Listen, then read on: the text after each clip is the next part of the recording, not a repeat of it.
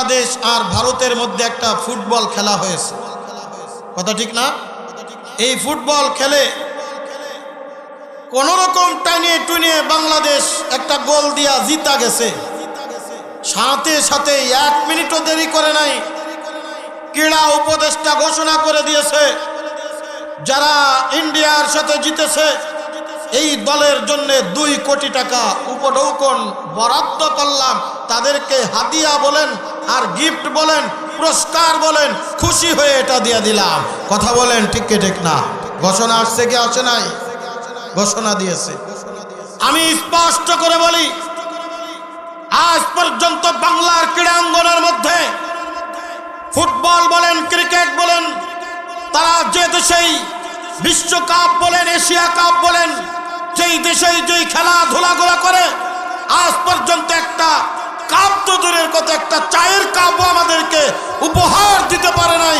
তাদের জন্য তোমার কোটি টাকা বরাদ্দ করতে পারো, অথচ এই বাংলার উজ্জ্বল নক্ষত্র হাফেজে কোরআনেরা 100, 120, 150টা রাষ্ট্রকে পিছনে ফেলে হাফেজ প্রতিযোগিতায় 1 নম্বর পুরস্কার নিয়ে আসে, তাদের জন্য একটা সংবর্ধনাও দিতে পারে না। শুধু কি এই লাল সবুজের পতাকা, শুধু কি ক্রীড়াঙ্গনের তারাই কি মুখ উজ্জ্বল করে? আপনারা দেখেছেন সৌদি আরবে প্রত্যেক বছরে আন্তর্জাতিক হিফজুল কোরআন প্রতিযোগিতা হয়, দুবাইতে প্রত্যেক বছরে আন্তর্জাতিক হিফজুল কোরআন প্রতিযোগিতা হয়। এই রকম বিভিন্ন ইসলামী বড় বড় কান্ট্রিগুলিতে আন্তর্জাতিক পর্যায়ে একটা হিফজুল কোরআনের প্রতিযোগিতা হয়। আপনারা কত দূর খেয়াল করেছেন জানি না, প্রত্যেক বছরেই তার মধ্যে আমাদের বাংলাদেশের এই সমস্ত উজ্জ্বল নক্ষত্র ছোট্ট ছোট্ট হাফেজে কোরআনরা সেখানে চান্স পেয়ে সেখানে প্রতিযোগিতায় অংশগ্রহণ করে এমন কোনো বছর নাই যেই বছরে 2-1টা 1 নম্বর সিরিয়ালে গিয়ে বাংলার মুখ সারা বিশ্বের মধ্যে উজ্জ্বল করে। এই রকম একটা বছর মনে হয় গ্যাপ যায় নাই। কিন্তু দুঃখের বিষয় বলতে হয়, আমরা খেয়াল করে দেখেছি তাদেরকে তারা যখন বিমানবন্দরে আসে কোনো মিডিয়াও কভারেজ করে না, এবং ধর্মমন্ত্রী সহ শুরু করে নিয়ে ধর্মাঙ্গনে যারা আছে তারাও কিন্তু এই ব্যাপারে কোনো পদক্ষেপ তেমন দেখতে পায় না। জোরে জোরে কোন কথা ঠিক কি ঠিক না? আজকের এই মাহফিল থেকে আমরা স্পষ্ট একটা দাবি জানাতে চাই, বাংলাদেশের পক্ষ থেকে এই লাল সবুজের পতাকা বুকে ধারণ করে সারা বিশ্বের মধ্যে বাংলার মুখ যে সমস্ত হাফেজরা উজ্জ্বল করে সেবা করবে, বাংলাদেশের মন্ত্রী পরিষদ থেকে তাদেরকে সংবর্ধনার মাধ্যমে তাদেরকে সর্বোচ্চ একটা সম্মাননা প্রদান করতে হবে। কথা বলেন ঠিক কি ঠিক না? এটা আমাদের প্রাণের দাবি, এটা আমাদের একটা প্রাণের কথা। কিন্তু না, এগুলো আমরা দেখি না, কারণ এই কোরআনের মহত্ব, কোরআনের গুরুত্ব এটা আমরা বুঝি না। কথা বলেন ঠিক কি ঠিক না? বন্ধুরে আমার,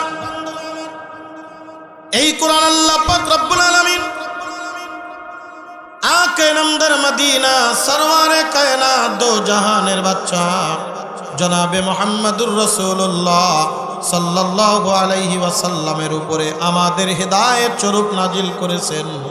আল্লাহ পাক রব্বুল আলামিন ডাক দিয়ে বলেন, আমার খুতবার ভিতরে তেলাওয়াতকৃত আয়াতের মধ্যে আল্লাহ পাক রব্বুল আলামিন বলেন, আলিফ লাম মিম যালিকাল কিতাবু লা রাইবা ফীহি হুদাল লিল মুত্তাকিন।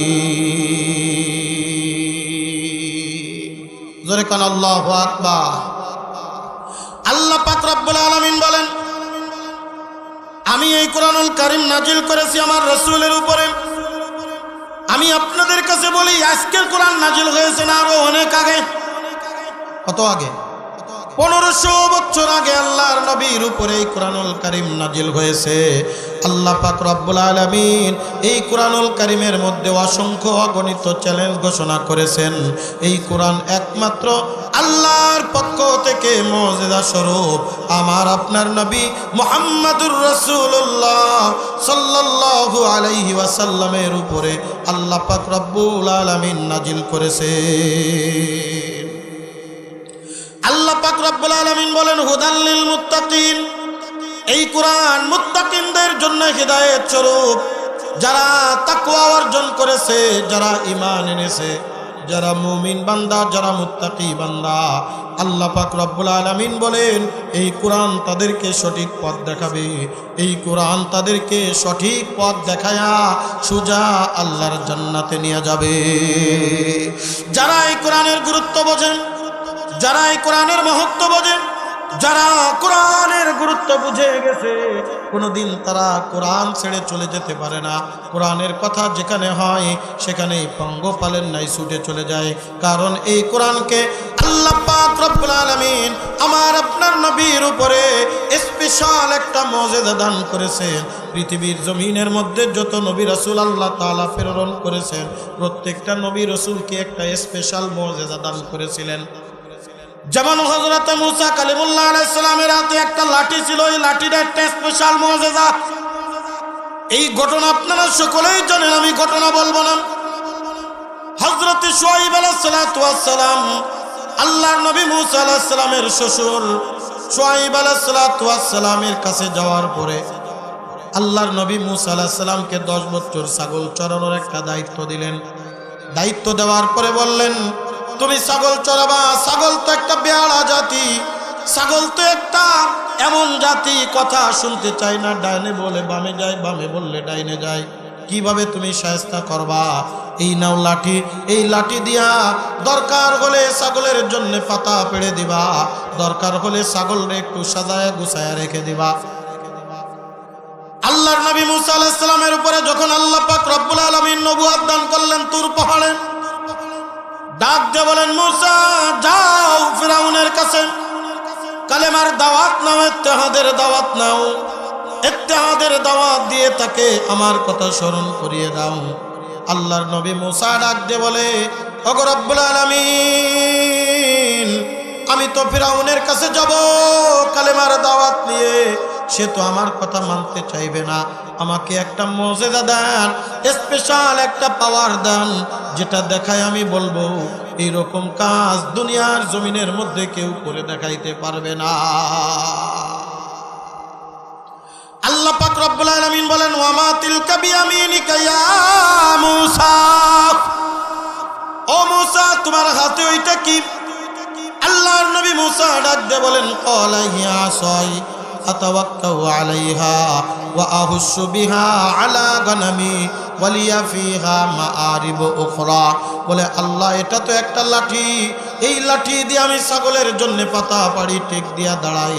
আল্লাহ পাক রব্বুল আলামিন ডাক দিয়ে বলেন আলকিহা ইয়া মূসা, এই লাঠিটা তুমি জমিনের ভিতরে ঠেলে দাও, জমিনের ভিতরে চলো। ফালকাহা, আল্লাহর নবী মূসা যখন জমিনের ভিতরে লাঠি ছেড়ে দিলেন, ফাইজা হিয়া হাইয়াতুন তাসআ, লাঠি বিরাট আজদাহা সাপে পরিণত হয়ে গেল। অনেক লম্বা চওড়া ঘটনা, ওদিকে আমি যাব না। আল্লাহ পাক ডাক দিয়ে বলে মূসা ভয় পাওয়ার কোনো কারণ নাই, এতক্ষণ তোমার হাতে যেটা লাঠি ছিল এটা কিন্তু একটা লাঠি, লাঠি থাকবে, কিন্তু তুমি যখনই আমার স্মরণ করিয়া এই লাঠি জমিনের ভিতরে মুজিজা স্বরূপ ছেড়ে দিবা, আমি আল্লাহ এই লাঠিটাকে আমি একটা সাপে পরিণত করে দিব। যাও ফিরাউনের কাছে যাও। হযরত ঈসা আলাইহিস সালামের একটা মুজিজা ছিল, তিনি মৃত্যু মানুষকে জিন্দা করতে পারতেন। বলেন সুবহানাল্লাহ। 1000 বছর পুরাতন মৃত্যু ব্যক্তিকে যদি তার সামনে হাজির করা হতো, ওই লোকটার গায়ের শরীরের ভিতরে কোনো প্রকার মাংস বা গোশতের টুকরা কোনো কিছুই নাই, হাড্ডি গুড্ডি হয়ে গেছে, সব একত্রিত করে যদি আল্লাহর নবী ঈসা আলাইহিস সালামের কাছে হাজির করে দেওয়া হতো, আল্লাহর নবী ঈসা শুধু বলা লাগতো কুম বিইজনিল্লাহ, আল্লাহর হুকুমে দাঁড়িয়ে যাও। বলতে দেরি হাড্ডি গুড্ডি একসাথে মিশ্রিত হইয়া মিশ্রণ করিয়া একটা মানুষে রূপান্তরিত করিয়া ওই হাড্ডির উপরে গোশত লাগিয়া ওই গোশতের ভিতরে রূহ ফুৎকার দিয়া ওই গোশতটা মানুষ রূপ নিয়া মানুষের মতো দাঁড়ায় ডাক দিত, আসসালামু আলাইকুম ইয়া রূহাল্লাহ। জোরে জোরে কান আল্লাহু আকবার। শুধু তাই নয়, আল্লাহর নবী ঈসা আলাইহিস সালাতু ওয়াস সালামের আরো একটা মুআজিজা ছিল। আপনি বাড়িতে কি খাবার খেয়ে আসছেন আল্লাহর নবী ঈসা দেখেন নাই, কিন্তু যদি আপনার হাত নাকের কাছে নিয়ে একটা মাত্র শুকা দিবে, নাকের কাছে নিয়ে একটা বার মাত্র টান দিবে, সাথে সাথে বলে দিতে পারবে তুমি আজকে তুমি কি খেয়ে এসেছো, কি খাসো, কি কি খেয়েছো, সব পাই টু পাই বলে দিতে পারতো। এটা কি আল্লাহর মুআজিজা? এটা কি কথা বলেন, এটা কি আল্লাহর মুআজিজা? এইরকম যত নবী আলাইহিস সালাম দুনিয়ার জমিনের ভিতরে আগমন করেছেন, হযরত দাউদ আলাইহিস সালাতু ওয়াস সালাম যার উপরে আল্লাহ পাক রব্বুল আলামিন জবর নাজিল করেছিলেন, এই দাউদ আলাইহিস সালাম যদি শক্ত লোহাও হাত দিয়া ধরতেন, ধরার সাথে সাথে মোমের মতো নরম হয়ে যাইত। ওই লোহা নরম করে নিজে যা ইচ্ছা মাটি, যেমন মাটি কাদা যেমন সেনিয়ার নরম মাটি দিয়া কাদা দিয়া যেরকম ভাবে হাঁড়ি পাতিল যা ইচ্ছা তাই বানানো যায়, ওই রকম আল্লাহর নবী দাউদ আলাইহিস সালাম ওই লোহা নরম হাত দিয়ে শুধু ধরতেন, ধরার সাথে সাথে নরম হতো। ওই নরম লোহা দিয়া উনি বর্ম এবং লোহার জিনিসপত্রগুলো বানাইতেন। জোরে জোরে কান সুবহানাল্লাহ। আল্লাহ পাক রব্বুল আলামিন দুনিয়ার জমিনের ভিতরে যত নবী রাসূল আগমন করেছেন, প্রত্যেকটা নবী রাসূলের যত মুআজিজা ছিল, প্রত্যেকটা মুআজিজার সমষ্টিগত আমার আপনার নবীকে আল্লাহ দান করেছিলেন। তবে একটা মুআজিজা যেটা স্পেশাল আল্লাহ পাক রব্বুল আলামিন আমার আপনার নবীকে দান করেছিলেন, যেটা কোন নবীকে আল্লাহ তাআলা দান করে নাই। আমি আপনাদের কাছে প্রশ্ন করতে চাই, বলেন তো ওই মুআজিজার নাম কি? আল কোরআন। নাম কি? আল কোরআন। এই কোরআন হলো নবীদের সব থেকে বড় মুআজিজা। আল্লাহ পাক রব্বুল আলামিন একদিন দুই দিন নয়, এক মাস দুই মাস নয়, এক বছর দুই বছর নয়, দীর্ঘ 23টা বছর পর্যন্ত কখনো কখনো একটি আয়াত, কখনো কখনো দুটি আয়াত, কখনো একটি সূরা, কখনো আধা সূরা, এভাবে আল্লাহ পাক রব্বুল আলামিন আল্লাহর নবীর উপরে এই কোরআনুল কারীম নাজিল করেছেন। নাজিল করে আল্লাহ পাক রব্বুল আলামিন এই কোরআনুল কারীমের শুরুতেই ঘোষণা করে দিচ্ছেন, দুনিয়ার মানুষ শোনো, আমি যেই কোরআন নাজিল করলাম, যখন আল্লাহর নবী কোরআন তেলাওয়াত করতেন, কোরআন তেলাওয়াত করলে মক্কার কাফেররা বলা বলি করত, এ তো মুহাম্মদ নিজের থেকে বানায়া আমাদেরকে বলে, এটা মুহাম্মদ নিজের পক্ষ থেকে বানায়া বানায়া বলতেছে। আল্লাহ পাক রব্বুল আলামিন বলেন, দুনিয়ার মানুষ শোনো, যদি কোনো ব্যক্তি কোনো জিনিস বানায় তার কপি করা যায় কি যায় না? তার মতো করে ওই জিনিসটা বানানো যায় কি যায় না? বর্তমান সারা বিশ্বের মধ্যে দেখবেন যত জিনিস আছে, হাঁড়ি যত জিনিস বানাক না কেন, চাইনার সামনে একবার মাত্র, চাইনিজদের সামনে একবার মাত্র দেখাবেন, এই যে মোবাইলটা দেখছেন, এই মোবাইলটাও দেখবেন একটা বানায় দেখাবেন, একটা বার দেখবে, দেখার সাথে সাথে হুবহু ওই রকম কপি করে ওই জিনিসটা মার্কেটে সস্তায় আর অল্প দামে ছেড়ে দিবে। জোরে জোরে কোন কথা ঠিক কি ঠিক না? এই ব্যাপারে স্পার্ট যারা ছাড়া